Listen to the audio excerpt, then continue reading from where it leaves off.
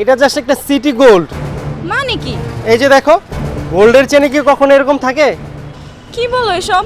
আমি তো আরো লোকটাকে বোকা ভেবে ওনার থেকে এটাকে নিয়ে আসলাম। এই শোনো না,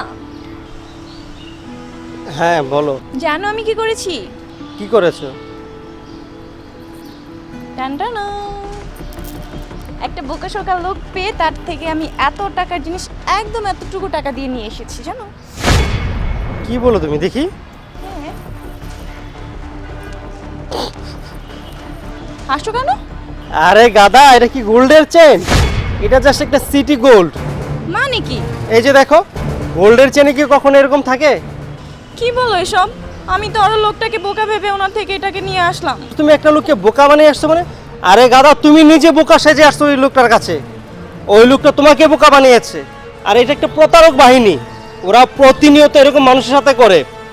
আজ তোমাকে বোকা বানিয়েছে, কাল আরেকজনকে বানাবে, তার কিছুদিন পরে আরেকজনকে বানাবে। এটা ওদের কাজ। তোমার মতো একটা ইন্টেলিজেন্ট মেয়ে এরকম একটা বোকামি করবে? ছি! অন্যকে বোকা বানাতে গিয়ে নিজেই বোকা হয়ে গেলাম। আচ্ছা যাই হোক, বাদ দাও না, অল্প কিছু টাকাই তো গেছে তাই না? আজকের অ্যামাউন্টটা হয়তো অল্প টাকা হতে পারে, কিন্তু এমনও তো হতে পারতো এটা বড় অ্যামাউন্ট হতে পারতো না? তখন কি করতে? ফিরে আসতো টাকাটা? আসতো না। একটা কথা মনে রাখবে, অতি লোভে তাঁতি নষ্ট। বেশি লোভ করতে গিয়েছো, তাই ধরা খেয়েছো। তুমি ঠিক বলছো, এখন থেকে আমি তোমার কথা অনুযায়ী চলবো, আর এমন করব না। সরি বাবু, আমার ভুল হয়ে গেছে, প্লিজ। ঠিক আছে, তুমি তোমার ভুলটা যেহেতু বুঝতে পেরেছো, ফাইন। কিন্তু মনে রাখবে, লোভে পাপ, পাপিয়ে মৃত্যু। Mind it. ঠিক আছে, তোমার কথা এখন থেকে আমি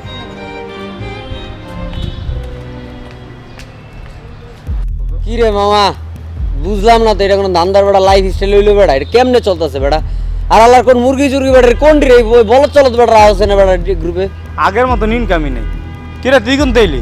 আর কইস না দোস্ত, সেদিন কাছে সিটি গোল্ডের সেন্টটা পাইলাম না, হ্যাঁ ওইটা দিয়ে তো আজকে একটা মুরগি ধরছিলাম। ও বেড়া, আর ওটা কি কাম করছিস কত কেমনে? আরে কইস না বেটা, কিন্তু মাই এটাও খুব চালাক। আটকাইছিলাম ভালো করে, মানে 1-1.5 লাখ টাকা পাইতাম, কিন্তু মেয়েটা না শালার এত চালাক। মেয়েটা পুলিশের ভয় দেখাইলো, পুলিশের ভয় দেখায় তো চেন্ডল হয়ে গেল। ফাপড়বাজি না করে ধান্দা করতে যেটা কর বেটা। আরে কইস না, টাকা তো পাইছি অল্প, মাত্র 5,000 টাকা। আল্লাহর বউ, 5,000 টাকা। 5,000 টাকা হলে তুই লাফাইতে লাফাইতে আমার কাছে আইসস। কয় টাকা কামাইছে জানোস? কত পাইছে? 15,000 টাকা কামাইছে, সামনে কোনো কথা কইতে পারে না, চুপচাপ দাঁড়ায় রইছে। আর তুই 5,000 টাকা কামাই লাফাইতে লাফাইতে আমার সামনে আবার কস 5,000 টাকা কামাইছি। আর আমিও তো ঠিক মতো দিছিলাম বেটা কুপটা। মাইয়াটা যে চালাক, মাইয়াটা পুলিশের ভয় দেখাইলো তো। আর ফাপড় মারিস না, তোর এই ফাপড় এদিক চলবো না। কি কস? পুলিশের ব্যাপারটা তুই বুঝোস না, পুলিশের ব্যাপার তো। ফাপড়বাজি আর করিস না বাবা, অবজাত তোর এটা কিচ্ছু হইব না। ভাবর না বেটা, পুলিশের কথা না হলে ঠিকই মায়ের থেকে আরো বেশি নিতাম, মিনিমাম 1 লাখ টাকা লইতাম। হ্যাঁ 5,000 টাকা আর 1 লাখ টাকা তুমি ফাপড়বাজি আঙ্গ মামা আমগো সিন্ডিকেট ওরা রাহন যে ওরা মানে রাহন আলা যাবে। বলত এ বেড়া ওরা রাইছ না তো বেড়া, ওরা দিয়ে বেড়া আমার বেড়া বহুত দূর নাম বেড়া, সিন্ডিকেটটাই বেড়া নষ্ট করে দিয়েছে বেড়া। ঠিকই কইছে, তোরে যদি আঙ্গ গুরু বেরাই আঙ্গ গুরু বেরার নাম বদলাম শালার বসালা। চল আয়, টাকা কত হইছে ভাগ কর আয়। এই চল এটি পরে দেখবো না আয়। আরে বেটা, তোরা আমার কাছে বলত, তোরা দুটাই বলত বেটা। পুলিশের ভালো বললে তোরা বুঝতি কেমন লাগে।